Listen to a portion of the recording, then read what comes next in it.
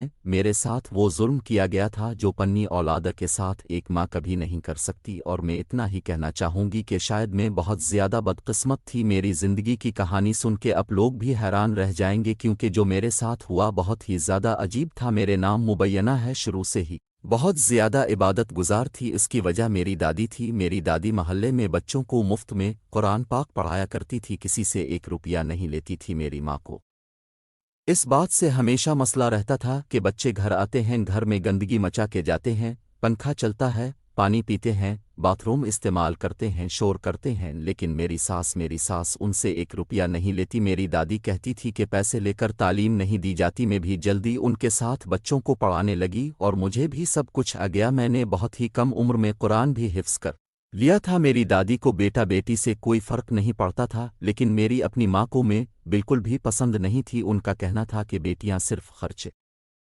करवाने के लिए आती हैं। जब वो शादी होकर आई थी तो कहती थी कि अल्लाह ना करे कि मेरी पहली बेटी पैदा हो, मेरा तो पहले बेटा ही पैदा हुआ। और जब उनको पता चला कि मैं आने वाली हूं तो उनका कहना था कि अब तो मेरी बेटियां ही होती जाएंगी, क्योंकि एक दफ़ा बेटी होती है तो फिर बेटी ही पैदा होती है। लेकिन अल्लाह ने उन पर करम किया और उनकी सोच को गलत साबित किया, क्योंकि मेरे 7 भाई थे। शायद दादी के कलाम की बरकत थी कि मैं इस घर में खाना पीना चल रहा था। जब दादी इस दुनिया से चली गई तो हमारे घर के हालात बहुत ही ज़्यादा बुरे हो गए। मैं शक्लो सूरत की बहुत प्यारी थी, हिजाब पहनकर, और भी खूबसूरत लगती थी। मैं भी बच्चों को पढ़ाना चाहती थी और मेरी माँ ने कहा था कि ऐसा बीसा कुछ नहीं होगा अगर तूने बच्चों को पढ़ाना है। मैंने काम करने का इरादा ही छोड़ दिया। मेरे बाबा इस दुनिया में नहीं थे, मेरे भाई छोटे थे, सिर्फ एक भाई बड़ा था, और वो भी इतना बड़ा कि इसकी उम्र 12 साल थी। वो कोई काम तो नहीं कर सकता था। जो थोड़े बहुत पैसे थे वो भी ख़त्म होने लगे। मेरी माँ मुझ पर ही गुस्सा निकालती थी, कहती थी कि तो ही अपनी ज़द छोड़ दे, पैसे ले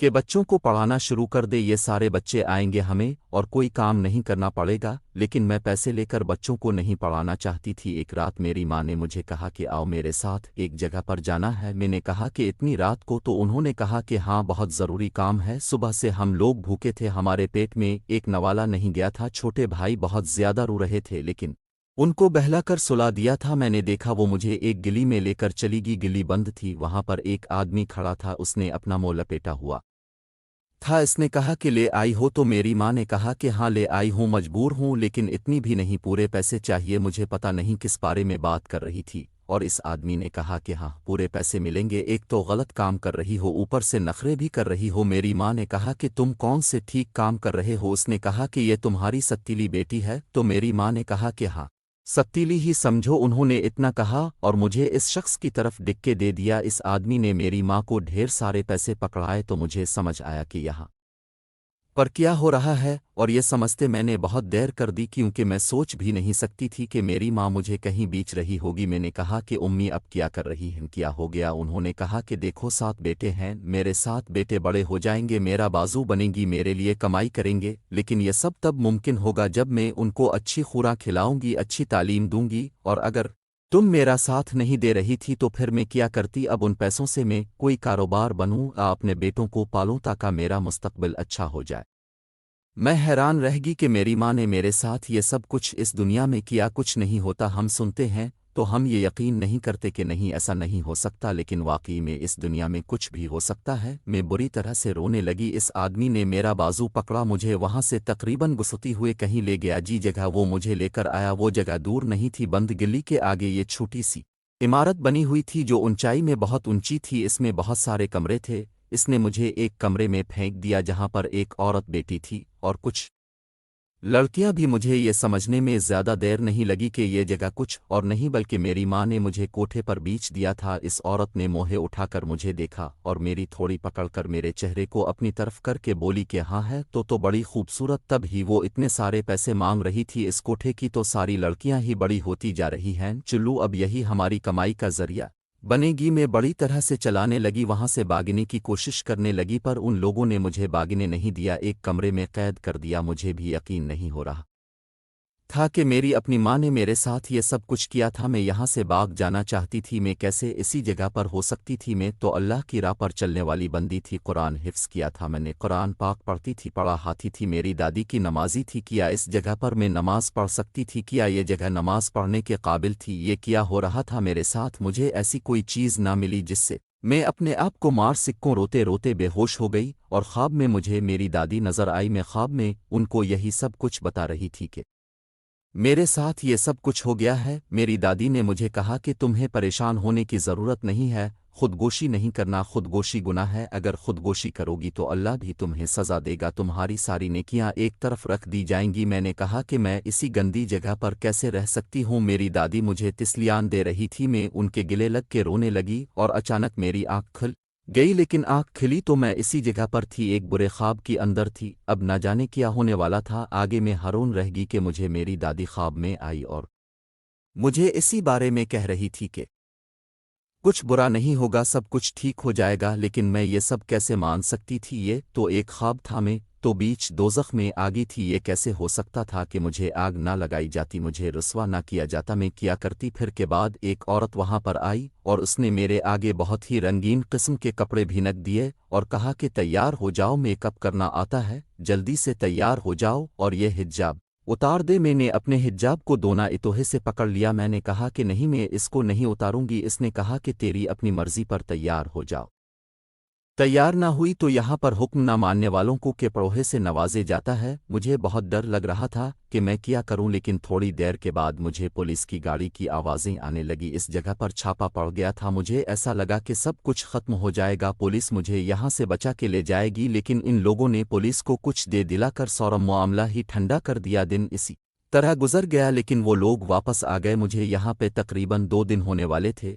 لیکن ابھی تک میری عزت محفوظ تھی، اور ایسا کب تک ہونے والا تھا؟ ان کا کہنا تھا کہ پولیس کا یہاں آنا تو عام سی بات ہے، وہ آتے ہیں، ہم ان کو کچھ پیسے دے دیتے ہیں، اور وہ تب ہی آتے ہیں جب پیسے دینے میں دیری ہو جاتی ہے، اگر ان کو پیسے ملتے رہے تو وہ یہاں پر کبھی بھی نہیں آتے۔ میں حیران رہ گئی، مجھے لگا تھا کہ پولیس آئے گی تو مجھے یہاں سے بچا کے لے جائے گی، کیونکہ میں پولیس کے علاوہ اور کس سے مدد مانگ سکتی تھی؟ لیکن یہاں پر تو معاملات ہی کچھ اور تھے، جو اس کوٹھے کی مالکن سمجھی جاتی تھی وہ میرے ساتھ بہت بدتمیزی سے بات کرتی تھی، یہاں کسی کی بھی زبان صاف نہیں تھی، یہ لوگ الٹی سیدھی باتیں کر دیتے۔ میری ماں نے تو میری زندگی کو دوزخ بنا دیا تھا، وہ تو مجھے دوزخ میں پھینک کر چلی گئی تھی۔ میں نے نماز پڑھنی تھی، اس لیے سارے کمرے کو صاف کیا، دھویا، اور اس کے بعد نماز پڑھی تو وہ لڑکیاں مجھ پر ہنسنے لگی، انہوں نے کہا کہ کیا بار بار کمرے کو دھوتی رہے گی؟ لیکن میں ایسے ہی کرتی تھی، بار بار کمرے کو دھوتی تھی، کیونکہ مجھے صاف جگہ پر نماز پڑھنی ہوتی تھی۔ میں پورا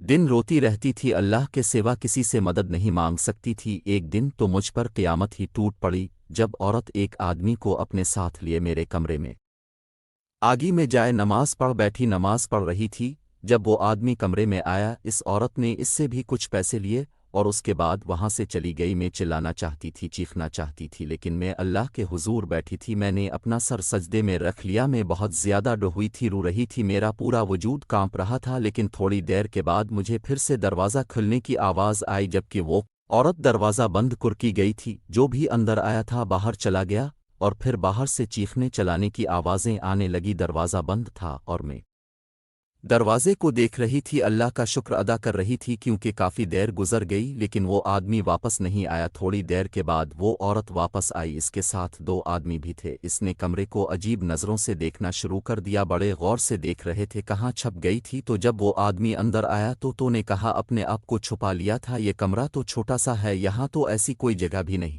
ہے، کیا مطلب کیا کہہ رہے ہو تم؟ اس عورت نے مجھے میرے منہ سے پکڑ کے ذرا اپنے قریب کیا اور کہا دیکھ، زیادہ چلوگی کرنے کی ضرورت نہیں ہے تجھے، یہ پتہ نہیں ہے کہ تو کہاں پہ آئی ہے، اور آج تو نے یہ سب کر لیا، لیکن آئندہ یہ نہیں ہوگا۔ بڑا آدمی تھا وہ، اس کے ساتھ آنکھ مچولی کھیل رہی تھی، چھڑ کے چلا گیا، وہ یہاں سے اس طرح کی حرکتوں کی عادت نہیں ہوتی ہے، ان کو یہاں آنے سے پہلے دیر سارے پیسے تیری سوچ سے بھی زیادہ، اگر آئندہ تو نے اس طرح کی کوئی حرکت کی تو ہم سے بڑا کوئی نہیں ہوگا، یہ بات یاد رکھنا۔ مجھے اس کی بات کی سمجھ نہیں آئی، اس کی بات کا کیا مطلب تھا کہ وہ آدمی جب کمرے میں آیا تو میں کہیں چھپ گئی تھی اور میں اس کو ملی نہیں، تو وہ یہاں سے سوا ہو کے چلا گیا، لیکن میں تو جائے نماز پر ہی بیٹھی تھی۔ اسی کوٹھے پر ایک عورت تھی جو شاید پہلی یہاں پہ کام کرتی رہی، لیکن اب بڑی ہوگی تھی और सब के लिए खाना बनाया करती थी। जब मैंने 2-3 दिन खाना नहीं खाया तो उसने बड़े प्यार से मुझे खाना खिलाया था। उसने कहा कि तुम मेरी बेटी जैसी हो, मुझे पता है कि ऐसी जगहों पे कोई भी नहीं आना चाहेगा, लेकिन खाना नहीं खाओगी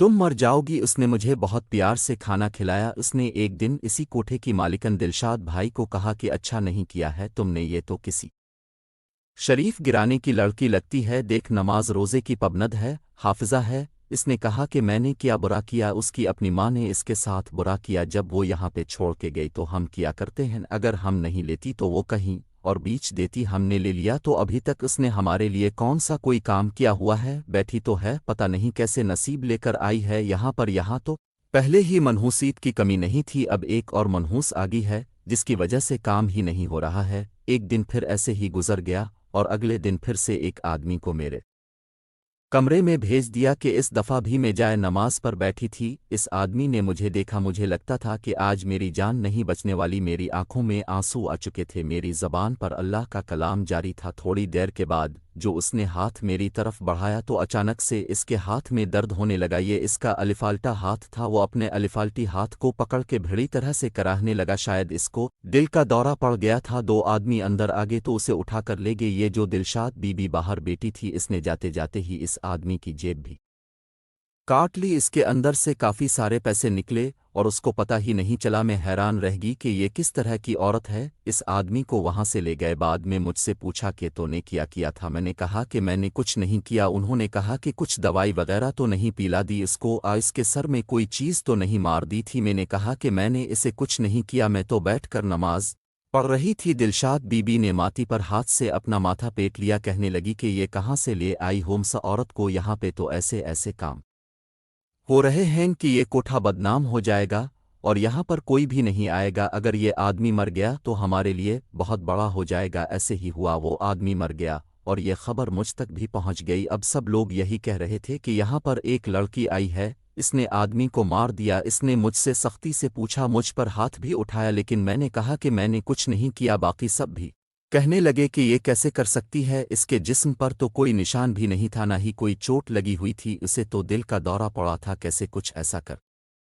सकती है जिसकी वजह से इसको दिल का दौरा पड़ जाए? तो दिलशाद भाई ने मुझे बख्श दिया, लेकिन वो बहुत ज़्यादा परेशान थी। अब तो वहाँ पर सब लोगों ने मुझे अजीब नज़रों से देखना शुरू कर दिया था। वो समझते थे कि मैं ही कुछ करती हूँ, जिसकी वजह से कहा कि यहाँ तो गाहक भाग जाते हैं और यहाँ फिर उनको कुछ हो जाता है, क्योंकि मुझे यहाँ पर आए हुई ये कोई छोटी बात नहीं थी। मैं बीच कोठे में बैठी थी, मैं सबसे ज़्यादा खूबसूरत थी, कम उम्र थी और अभी तक मेरी इज़्ज़त महफूज होना एक बहुत बड़ी बात थी। मैं तो बस अल्लाह का शुक्र अदा कर रही थी। दिलशाद मुझ पर बहुत सख्ती करती थी क्योंकि उसे मुझ पर गुस्सा आता था। वो मुझे एक टाइम का खाना देती तो दूसरे टाइम का खाना नहीं देती थी। मुझे मेरी माँ पर बहुत अफसोस होता था, वो मुझे यहाँ पर छोड़कर चली गई। ऐसे में बस अल्लाह से ही मदद मांगती रहती थी। अपने बावहे के भी बहुत याद आती थी। जो भाई मुझसे छोटा था, उसकी उम्र 13 साल होने वाली थी, इसका नाम अली था। मैं इसे बहुत याद करती थी क्योंकि इसके साथ मेरा बचपन गुजरा था। बाकियों के लिए तो मैं बड़ी आपी थी, जिनको मैंने पाल के खुद बड़ा किया था। मैं सोचती थी कि क्या मेरे बावहे को पता होगा कि मेरी माँ ने मेरे साथ क्या इसने उनको झूठ बोला होगा कि मैं कहीं चली गई हूँ? कोई ऐसा नहीं था जिससे मैं अपनी बहन अपने भाइयों की खबर ले सकूँ। मेरे बाबा भी इस दुनिया में नहीं थे, अगर जिंदा होते तो कभी भी मेरे साथ ऐसा ना होने देते। यकीन तो मुझे मेरी माँ पर भी ऐसा ही था, लेकिन इसने ये यकीन तोड़ दिया था। एक दफ़ा फिर ऐसा हुआ कि मैं अपने कमरे में जाए नमाज पर बैठी थी और किसी आदमी के साथ बाहर बात हो रही थी। मुझे आवाज़ें आ रही थी और मुझे समझ भी आ रहा था कि ये आदमी मेरे कमरे में आने वाला है। ये लोग बड़े चलिक थे। मेरे कमरे में कुछ भी नहीं रखा हुआ था सिवाय एक चारपाई के और एक पानी का जुग। यहाँ पर कुछ नहीं होता था, खाना अंदर बीज दिया जाता था, वो भी जब उनकी मर्जी होती थी। अब यहाँ पर ये ऐसी कोई चीज़ भी नहीं थी जिसकी वजह से मैं अपने आप को कोई नुकसान पहुँचा सकती या किसी तरह दरवाज़ा तोड़ के यहाँ से निकल सकती। यहाँ पर आते हुए मैंने देखा था कि निकलने का तो कोई रास्ता नहीं था। अगर मैं दरवाज़ा तोड़ती तो मैं बाहर जाती और ये लोग बाहर ही बैठे होते।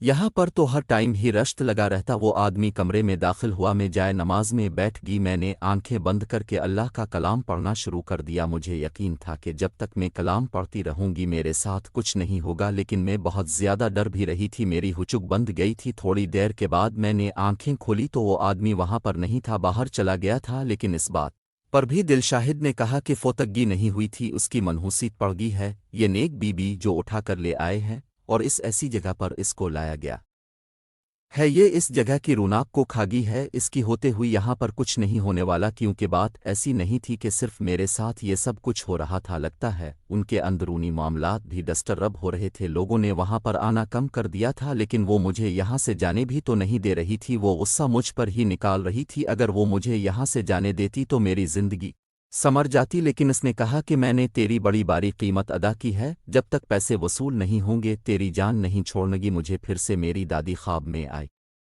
تھی اور انہوں نے کہا تھا کہ میں نے تمہیں کہا تھا تم بھی ڈٹی رہنا، اللہ پر بھروسے رکھنا، کچھ نہیں ہوگا، سب خیر ہوگی، میں نے کہا کہ مجھے واپس جانا ہے، پر میں کس کے پاس واپس جاتی، کیا میری ماں کے پاس جو مجھے ایک دفعہ بیچ سکتی تھی، دوبارہ بھی بیچ سکتی تھی، میری زندگی بہت بری تھی، میں بہت بد نصیب تھی، میری ماں نے اپنے بیٹوں کے لیے مجھے بیچ دیا اور بیچا بھی کسی ایسی جگہ پر، اگر مجھے بیچنا ہی تھا تو کم سے کم میرے ساتھ اتنا بڑا ظلم تو نہ کرتی، کسی کے ساتھ بھی میری شادی کروا دیتی، آج کل ایسے لوگ بھی ہیں جو پیسے دے کر شادی کرتے ہیں، شاید کسی بڑی عمر کے مرد سے میری شادی ہو جاتی، لیکن میں اس کی بیوی بنتی، ہمارا نکاح ہوتا، اب کم سے کم میں اس کے گھر میں تو رہتی، اور یہ تو ایک کوٹھا تھا، میری ماں کے اندر کیسے اتنی ہمت آگی، میری بہت زیادہ قیمت ادا کی گئی تھی، زیادہ پیسے سے شاید سب کچھ ختم ہو جاتا ہے، احساس بھی اور محبت بھی، دن اسی طرح گزر رہے تھے، جب ایک دن دلشاد بہت زیادہ خوش تھی، اس نے کہا کہ آج کچھ نہیں ہوگا، مجھے پورا یقین ہے، اور آج اس نے میرے کمرے میں کسی کو بیجنا تھا، وہ پہلے سے ہی تیاریوں میں لگی ہوئی تھی، پتہ نہیں وہ کون